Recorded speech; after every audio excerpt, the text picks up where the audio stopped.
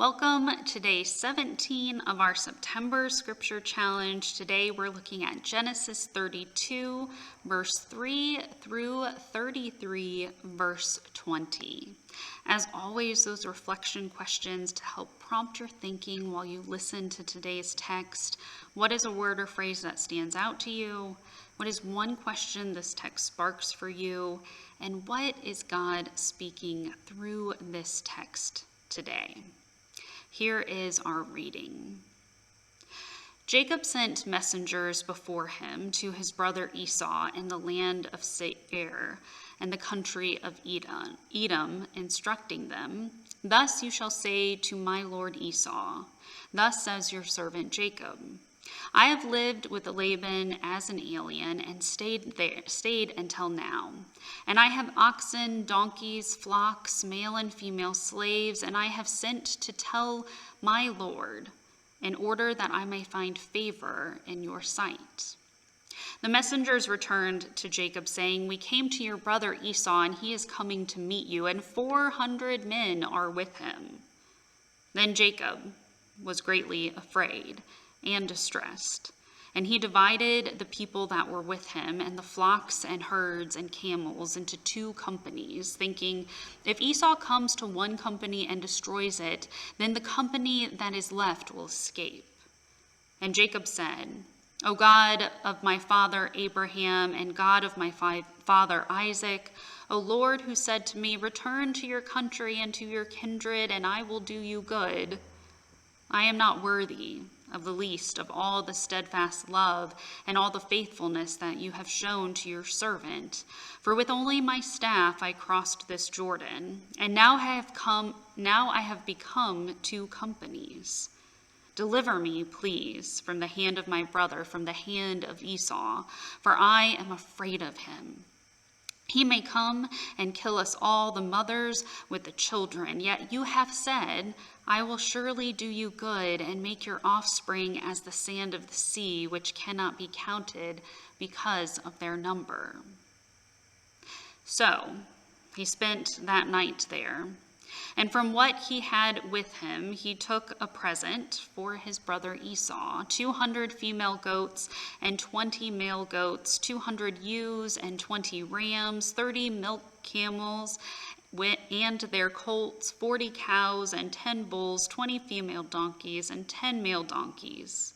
These he divided into the hand of his servants. Each drove by itself, and said to his servants, "Pass on ahead of me," and put a space between drove and drove. He instructed the foremost, "When Esau, my brother, meets you and asks you, 'To whom do you belong? Where are you going? And whose are these ahead of you?' Then you shall say, 'They belong to your servant Jacob. They are a present sent to my lord Esau, and moreover, he is behind us.'" He likewise instructed the second and the third and all who followed the droves. "You shall say the same thing to Esau when you meet him. And you shall say, 'Moreover, your servant Jacob is behind us.' For he thought, I may appease him with the present that goes ahead of me, and afterwards I shall see his face. Perhaps he will accept me." So the present passed on ahead of him, and he himself spent that night in the camp. The same night he got up and took his 2 wives, his 2 maids, and his 11 children, and crossed the ford of the Jabbok. He took them and sent them across the stream, and likewise everything that he had. Jacob was left alone, and a man wrestled with him until daybreak. When the man saw that he did not prevail against Jacob, he struck him on his hip socket, and Jacob's hip was put out of joint as he wrestled him. Then he said, "Let me go, for the day is breaking." But Jacob said, "I will not let you go unless you bless me." So he said to him, "What is your name?" And he said, "Jacob." Then the man said, "You shall no longer be called Jacob, but Israel, for you have striven with God and with humans and have prevailed." Then Jacob asked him, "Please tell me your name." But he said, "Why is it that you ask my name?" And there he blessed him. So Jacob called the place Peniel, saying, "For I have seen God face to face, and yet my life is preserved." The sun rose upon him as he passed Penuel, limping because of his hip. Therefore, to this day, the Israelites do not eat the thigh muscle that is on the hip socket, because he struck Jacob on the hip socket at the thigh muscle. Now Jacob looked up and saw Esau coming, and 400 men with him. So he divided the children among Leah and Rachel and the two maids, and he put the maids with their children in front, then Leah with her children, and Rachel and Joseph last of all. He himself went on ahead of them, bowing himself to the ground 7 times until he came near his brother. But Esau ran to meet him and embraced him, and fell on his neck and kissed him, and they wept.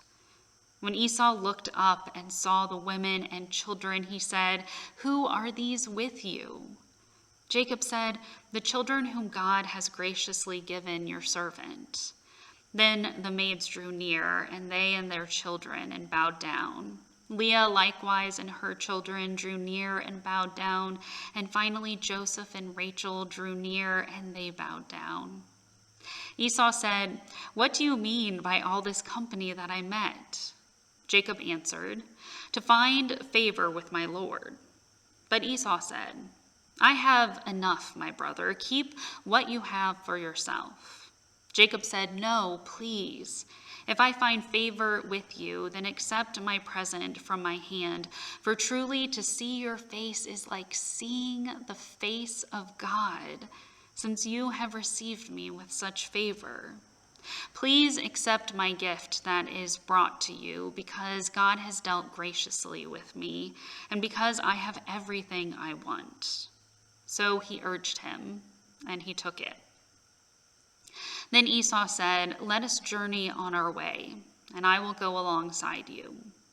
But Jacob said to him, "My Lord knows that the children are frail, and that the flocks and herds which are nursing are a care to me. And if they are overdriven for one day, all flocks will die.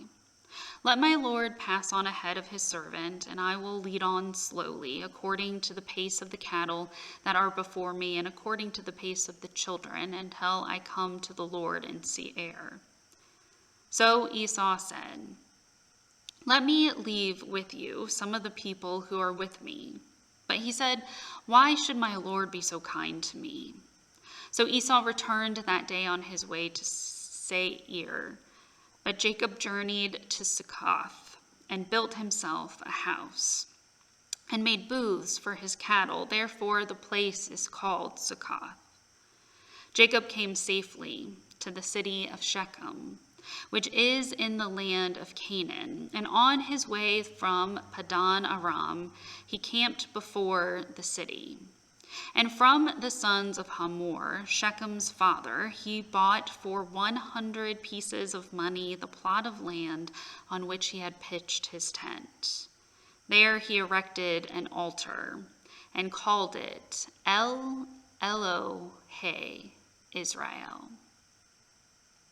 Our reflection questions are: what is a word or phrase that stands out to you? What is one question this text sparks for you? And what is God speaking through this text today? We'd love for you to share your reflections in the comments.